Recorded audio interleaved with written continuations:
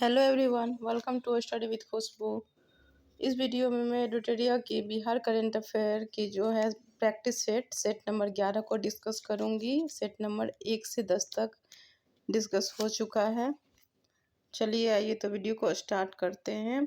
Practice set 11, पहला सवाल है कि बिहार से प्राप्त मौर्य अभिलेखों की लिपि है, तो इसका राइट आंसर जो ऑप्शन नंबर सी ब्राह्मी लिपि।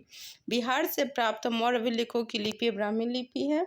नेक्स्ट है, महावीर स्वामी ने किस स्थान पर अपना अंतिम उपदेश दिया था, तो ऑप्शन नंबर सी होगा पावापुरी। महावीर स्वामी ने जो है पावापुरी में अपना अंतिम उपदेश दिया था। नेक्स्ट है, प्रथम जैन संगति की अध्यक्षता किस जैन आचार्य ने की थी, तो इसका राइट आंसर हो जाएगा ऑप्शन नंबर ए स्थूलभद्र। प्रथम जैन संगति की अध्यक्षता जो है स्थूलभद्र ने की थी। नेक्स्ट है, निम्नलिखित में से मगध का कौन सा राजा सिकंदर महान के समकालीन था, तो इसका राइट आंसर होगा ऑप्शन नंबर बी गणानंद। महावीर ये जो है मगध का राजा जो था उस समय गणानंद था, जो सिकंदर महान के समकालीन थे। नेक्स्ट है, पाटलिपुत्र को मगध की अस्थायी राजधानी के रूप में किसने स्थापित किया, तो इसका राइट आंसर जो option number A Kalashoka. Pataliputra को मगध की अस्थायी राजधानी के रूप में कालाशोक स्थापित किया था। नेक्स्ट है, किस शासक के कार्यकाल में शैलेंद्र वंश के शासक नालंदा में एक बौद्ध मठ का स्थापना करवाया, तो इसका राइट आंसर हो जाएगा ऑप्शन नंबर बी देवपाल। तो देवपाल के काल में शैलेंद्र वंश के शासक ने नालंदा में एक जो है बौद्ध मठ का स्थापना करवाया था। अगला सवाल है, बक्सर युद्ध के पश्चात किस मुगल शासक ने बंगाल, बिहार, उड़ीसा के क्षेत्रों में लगान वसूली की अधिकार ईस्ट इंडिया कंपनी को प्रदान किया, तो इसका राइट आंसर हो जाएगा option number A Shah Alam द्वितीय। शाह आलम जो द्वितीय है वो बक्सर के युद्ध के बाद बिहार, बंगाल, उड़ीसा के क्षेत्रों में लगान वसूली का अधिकार ईस्ट इंडिया कंपनी को प्रदान किया था। अगला सवाल है, 1857 के विद्रोह के समय बिहार के किस क्षेत्र में मार्शल लॉ लागू हुआ था, इसका राइट आंसर हो जाएगा ऑप्शन नंबर डी उपयुक्त में से एक से अधिक। मतलब पटना है, यहाँ भी मार्शल लॉ लगा था। शाहाबाद, तो शाहाबाद में भी लगा था। शी है सारण, सारण में भी लगा था। तो ये जो तीनों जगहों पे जो है मार्शल लॉ लगा था, पटना, सारण और शाहाबाद में 1857 के विद्रोह के टाइम में। अब अगला प्रश्न है कि पटना के बिहटा में स्वामी सहजानंद सरस्वती ने किसान सभा की औपचारिक रूप से गठन किया था, तो कब किया था, इसका राइट आंसर हो जाएगा ऑप्शन नंबर ए 4 मार्च 1928 को। पटना के बिहटा में स्वामी सहजानंद सरस्वती ने किसान सभा के औपचारिक रूप से गठन जो किया था वो 4 मार्च 1928 को किया था।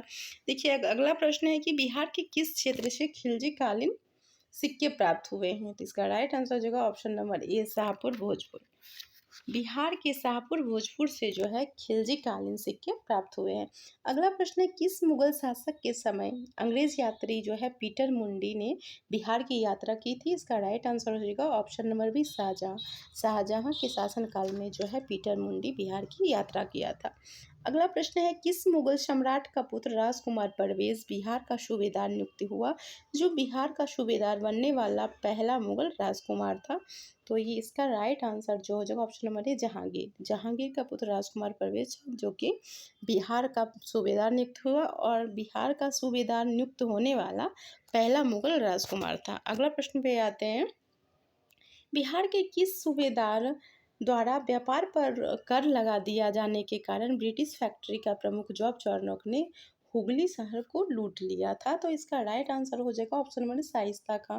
बिहार का जो सूबेदार था उसमें शाइस्ता खां था, वो व्यापार पर कर लगा दिया जिसके कारण जो है ब्रिटिश फैक्ट्री का प्रमुख उस समय जॉब चार्नोक था, वो जो है हुगली शहर को लूट लिया था। अब अगला प्रश्न है, देखिए अगला प्रश्न है कि 14 नंबर है कि अंग्रेजों द्वारा बिहार में फौजदारी प्रशासन को अपने अधिकार में लेने के पश्चात पटना का प्रथम अंग्रेज मजिस्ट्रेट किससे नियुक्त किया गया, तो इसका राइट आंसर जो है ऑप्शन नंबर ए हो जाएगा चार्ल्स फ्रांसिस ग्रांट। अंग्रेजों द्वारा बिहार में फौजदारी प्रशासन को अपने अधिकार में लेने के पश्चात पटना का प्रथम अंग्रेज मजिस्ट्रेट जो है उस समय चार्ल्स फ्रांसिस ग्रांट को नियुक्त किया गया था। अगला प्रश्न देखते हैं कि 1922 में कांग्रेस के 37वां अधिवेशन का आयोजन बिहार के गया में किया गया था। इस अधिवेशन के अध्यक्ष कौन थे? तो इसका राइट आंसर हो जाएगा option number B, Chittaranjan Das. 1922 में जो कांग्रेस का अधिवेशन हुआ था वो 37वां नंबर का अधिवेशन था और गया में हुआ था। तो उस समय जो अध्यक्षता किए थे वो चित्तरंजन दास थे। अब देखिए अगला प्रश्न है कि प्रश्न संख्या 16, भारतीय राष्ट्रीय कांग्रेस के दूसरे अधिवेशन में बिहार के कितने प्रतिनिधि ने भाग लिए थे? तो इसका राइट आंसर हो जाएगा ऑप्शन नंबर ए, 31। भारतीय राष्ट्रीय कांग्रेस का जो दूसरा अधिवेशन हुआ था उस समय बिहार के 31 प्रतिनिधि भाग लिए थे। अब देखिए अगला प्रश्न है, प्रश्न संख्या 17 है। मैं इसको थोड़ा ठीक कर लेती हूँ। प्रश्न संख्या 17 है। प्रश्न संख्या 17 में बोल रहा है कि स्वामी सहजानंद सरस्वती ने बिहार प्रांतीय किसान सभा की स्थापना कब की थी? तो इसका राइट आंसर जो होगा ऑप्शन नंबर बी हो जाएगा, 1929।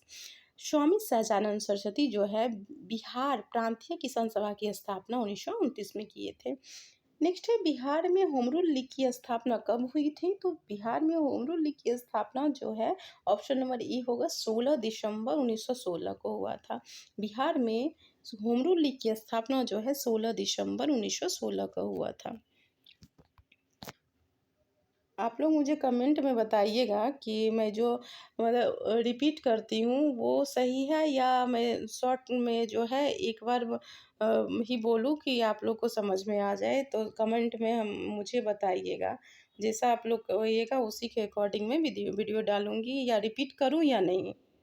क्योंकि मैं अपने से ये होता है ना कि मैं रिपीट करती हूँ कि एक बार में तो मैं बहुत बार बोल चुकी हूँ कि अगर वही एक ही चीज़ को 2 बार सुनते हैं, वो थोड़ा माइंड में अच्छे से जाता है, जो कि हम जब बीपीएससी का प्री जल्दी ही होने वाला है 69वीं का, तो इसलिए लगता है कि 2 बार आप लोग सुने तो होता है कि जल्दी समझ में आ जाता है, इसीलिए। तो आप लोग मुझे कमेंट में बताइएगा कि 2 बार ही बोलूँ कि 1 बार में ही जल्दी से, क्योंकि 24 सेट है, क्लियर करना है। आप लोग मुझे कमेंट में बताइएगा। चलिए तो अगले प्रश्न पे आते हैं। चंपारण में 3 कठिया पद्धति के अंतर्गत किसानों को अपनी भूमि के कितने भाग पर नील की खेती करना अनिवार्य था? तो इसका right answer option number A हो जाएगा, 3/20 पर। चंपारण में 3 कठिया पद्धति के अंतर्गत जो है किसानों को अपनी 3/20 भूमि पर जो था नील की खेती करना अनिवार्य था। अब देखिए अगला प्रश्न है, प्रश्न संख्या 20। बिहार में किस आंदोलन के दौरान राजेंद्र प्रसाद ने वकालत छोड़ दी थी? तो ऑप्शन नंबर सी हो जाएगा, असहयोग आंदोलन। बिहार में जो है असहयोग आंदोलन के दौरान राजेंद्र प्रसाद ने वकालत छोड़ दी थी। अब देखिए अगला प्रश्न है कि सविनय अवज्ञा आंदोलन के दौरान बिहार में पहली बार राजनीतिक अभियोग में गिरफ्तार होने वाली महिला थी। जिस सविनय अवज्ञा आंदोलन के दौरान जो है कौन कौन महिला गिरफ्तार हुई थी? तो इसका जो होगा ये है ऑप्शन नंबर ए में श्रीमती सरस्वती देवी, तो ये भी गिरफ्तार हुई थी। बी में है श्रीमती साधना देवी, तो ये साधना देवी भी गिरफ्तार हुई थी। सी में है श्रीमती सरिता सरला देवी, तो नहीं, ये गिरफ्तार नहीं हुई थी। तो इसका राइट आंसर जो है ऑप्शन नंबर डी हो जाएगा, उपयुक्त में से एक से अधिक। सविनय अवज्ञा आंदोलन के दौरान जो है श्रीमती सरस्वती देवी और श्रीमती साधना देवी, ये दोनों जो है गिरफ्तार हुई थी। आप देखिए अगला प्रश्न है कि राजेंद्र प्रसाद को 9 अगस्त 1942 को गिरफ्तार करके भेजा गया था। तो उनको भेजा गया था, ऑप्शन नंबर सी हो जाएगा, बांकीपुर जेल में। राजेंद्र प्रसाद को 9 अगस्त 1942 को गिरफ्तार करके बांकीपुर जेल में भेजा गया था। अगला प्रश्न है, प्लासी का युद्ध के उपरांत जो है बिहार का उपनवाब किसे बनाया गया था? तो मीरन को बनाया गया था बिहार का उपनवाब। ऑप्शन नंबर ए हो जाएगा इसका राइट आंसर। नेक्स्ट है, ईरानी यात्री मोहम्मद सादिक किस मुगल शासक के समय बिहार आया था? मोहम्मद सादिक जो था वो ईरानी यात्री था और वो बिहार जो आया था, इसका right answer option number B, Jahangir होगा। तो ईरानी यात्री मोहम्मद सादिक जो था वो जहांगीर के टाइम में बिहार आया था। अब अगला प्रश्न है कि निम्नलिखित में कौन बिहार का अंतिम अफगान शासक था? तो इसका राइट आंसर हो जाएगा ऑप्शन नंबर सी, दाऊद खां। बिहार का अंतिम अफगान शासक दाऊद खां था। अगला प्रश्न है, बिहार के लगभग कितने प्रतिशत भूभाग पर जो है जलोढ़ मृदा का विस्तार पाया जाता है? तो इसका राइट आंसर जो है वो ऑप्शन नंबर ए हो जाएगा, 90%। बिहार के जो है 90% भूभाग पर जलोढ़ मृदा का विस्तार पाया जाता है। किस मिट्टी को धान के उत्पादन हेतु जो है उपयुक्त माना जाता है? इसका आंसर हो जाएगा ऑप्शन नंबर एक, खादर मिट्टी। खादर मिट्टी को धान के उत्पादन हेतु उपयुक्त माना जाता है। अगला प्रश्न है कि किस नदी को नारायणी के उपनाम से जाना जाता है? तो इसका राइट आंसर हो जाएगा option number C, Gandak. Gandak नदी को जो है नारायणी के उपनाम से जाना जाता है। मेची निम्नलिखित में से किसकी सहायक नदी है? मेची जो सहायक नदी है, ऑप्शन नंबर ए होगा महानंदा। मेची महानंदा की सहायक नदी है। अगला प्रश्न है, गौतम बुद्ध वन्यजीव अभ्यारण्य कहाँ स्थित है? तो गौतम बुद्ध वन्यजीव अभ्यारण्य जो है, इसका राइट आंसर हो जाएगा ऑप्शन नंबर सी, गया। गौतम बुद्ध वन्यजीव अभ्यारण्य जो है वो गया में स्थित है।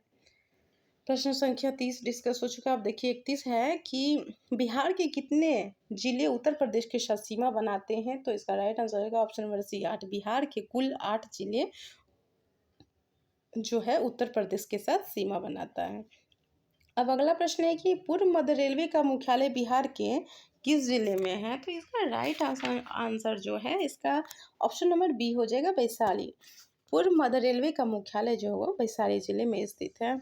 अब अगला प्रश्न है प्रश्न संख्या 33, निम्नलिखित में से कौन सी परियोजना बिहार, उत्तर प्रदेश तथा मध्य प्रदेश तीनों राज्य की जो है परियोजना है? संयुक्त परियोजना बिहार, यूपी और एमपी। तो इसका राइट आंसर जो ऑप्शन नंबर बी, बाणसागर परियोजना। बाणसागर परियोजना जो है बिहार, उत्तर प्रदेश, मध्य प्रदेश की संयुक्त परियोजना है। अगला प्रश्न है, कौन खरीफ फसल के उदाहरण है? तो खरीफ फसल के उदाहरण है, ए है धान, तो ये भी खरीफ फसल है, बी ज्वार है, ये भी है, सी में बाजरा है, तो ये भी है। तो इसका राइट आंसर जो है ऑप्शन नंबर डी हो जाएगा, उपर्युक्त में से एक से अधिक। धान, ज्वार, बाजरा ये सभी जो है खरीफ फसल के उदाहरण है। अगला है कि बर्मी कंपोस्ट के व्यावसायिक उत्पादन पर अनुदान देने वाला देश का पहला राज्य कौन है? तो ऑप्शन ए बिहार हो जाएगा। बर्मी कंपोस्ट के व्यावसायिक उत्पादन पर अनुदान देने वाला देश का पहला राज्य जो है वो बिहार है। अगला प्रश्न है, बिहार में गन्ना का सर्वाधिक उत्पादन किन क्षेत्रों में होता है? इसका राइट आंसर हो जाएगा ऑप्शन नंबर ए, उत्तरी पश्चिमी क्षेत्र में। बिहार में गन्ना का जो है सर्वाधिक उत्पादन होता है उत्तरी पश्चिमी क्षेत्र में। अब देखिए अगला प्रश्न है प्रश्न संख्या 37 की बिहार में स्थित अभ्यारण्य या जैविक उद्यानों में कौन सम्मिलित नहीं है? नहीं कह रहा है, गलत क्या है? गलत जो है उसको हम लोग खोजेंगे। ए में है उदयपुर वन्यजीव अभ्यारण्य पश्चिमी चंपारण, तो ये सही है। बी में है गौतम बुद्ध वन्यजीव अभ्यारण्य गया, तो ये भी सही है। पंत वन्यजीव अभ्यारण्य कैमूर, नहीं, पंत वन्यजीव अभ्यारण्य जो है कैमूर में नहीं है, ये पंत वन्यजीव अभ्यारण्य जो है वो नालंदा में है स्थित। तो सी हो जाएगा इसका राइट आंसर, क्योंकि कह रहा है कि कौन सम्मिलित नहीं है। डी में है संजय गांधी जैविक उद्यान पटना, हाँ ये भी है। तो इसका राइट आंसर का ऑप्शन नंबर सी, पंत वन्यजीव अभ्यारण्य जो है नालंदा में है, कैमूर में नहीं है। नेक्स्ट दिए गए विकल्पों में बिहार के किस उत्पाद को जीआई टैग प्राप्त हो चुका है? तो देखिए ऑप्शन नंबर ए देखते हैं, मगही पान। तो मगही पान को भी जीआई टैग दिया गया है। शाही लीची, हाँ मुझे शाही लीची को भी दिया गया है। कतरनी चावल, हाँ इसको भी दिया गया। तो इसका राइट आंसर जो है ऑप्शन नंबर डी हो जाएगा, उपर्युक्त में से एक से अधिक। मगही पान, शाही लीची और कतरनी चावल ये तीनों को जो है बिहार में के उत्पाद है और इसको जीआई टैग दिया गया है। अब देखिए नेक्स्ट है कि 2011 की जनगणना के अनुसार न्यूनतम जनसंख्या घनत्व वाला जिला कौन सा है? तो इसका राइट आंसर जो है ऑप्शन नंबर बी हो जाएगा, कैमूर। 2011 की जनगणना के अनुसार जो है न्यूनतम जनसंख्या घनत्व वाला जिला कैमूर है, ऑप्शन नंबर बी हो जाएगा इसका राइट आंसर। नेक्स्ट है 2011 की जनगणना के अनुसार बिहार में पुरुष साक्षरता दर कितना है? तो इसका right answer option number C हो जाएगा, 71.2%। 2011 की जनगणना के अनुसार जो है बिहार में पुरुष साक्षरता दर 71.2% है। बिहार की उत्तर से दक्षिण की कुल लंबाई कितनी है? ये जो है ऑप्शन नंबर बी हो जाएगा, 345।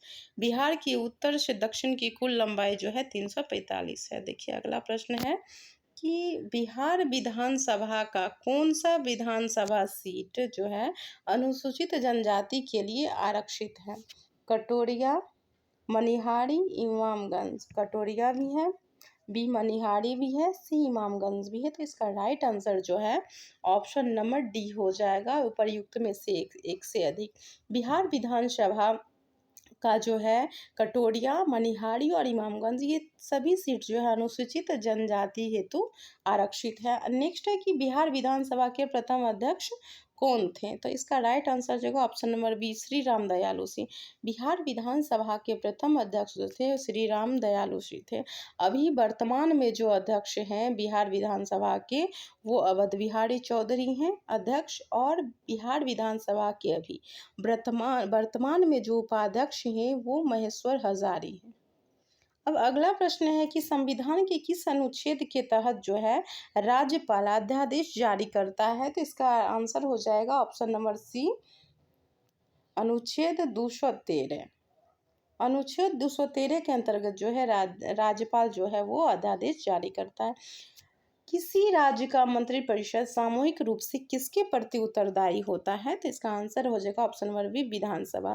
किसी राज्य का मंत्रिपरिषद जो है विधानसभा के प्रति सामूहिक रूप से उत्तरदायी होता है। अब देखिए अगला प्रश्न है कि बिहार के प्रशासनिक व्यवस्था को सुचारू रूप से चलाने हेतु इसे कितने इकाइयों में विभाजित किया गया है?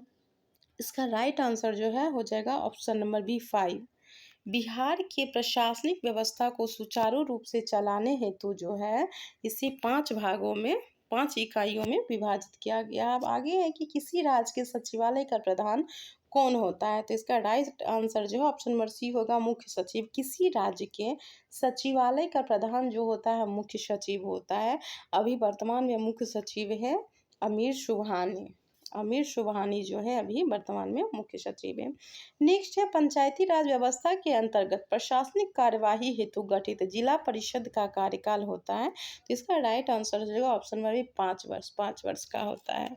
नेक्स्ट है राज्य के मुख्य सूचना आयुक्त की नियुक्ति कौन करता है? राज्य के मुख्य सूचना आयुक्त की नियुक्ति जो करता है ऑप्शन नंबर सी हो जाएगा राज्यपाल। फिर से मैं बोल रही हूँ कि राज्य के मुख्य सूचना आयुक्त की नियुक्ति जो है राज्यपाल करता है। नेक्स्ट है बिहार के पहले गैर कांग्रेसी मुख्यमंत्री कौन थे? तो इसका राइट आंसर हो जाएगा ऑप्शन नंबर ए महामाया प्रसाद। बिहार के पहले गैर कांग्रेसी मुख्यमंत्री महामाया प्रसाद थे। तो ये अब ऑप्शन ये जो था सेट नंबर 11 डिस्कस हो चुका है। जल्द ही मैं 12 भी अपलोड कर दूंगी। अगर वीडियो अच्छा लगे तो मेरे चैनल को सब्सक्राइब करें, अगर कोई मेरा वीडियो जो है पहली बार देख रहे हो तो। Thank you for watching study with Khushboo.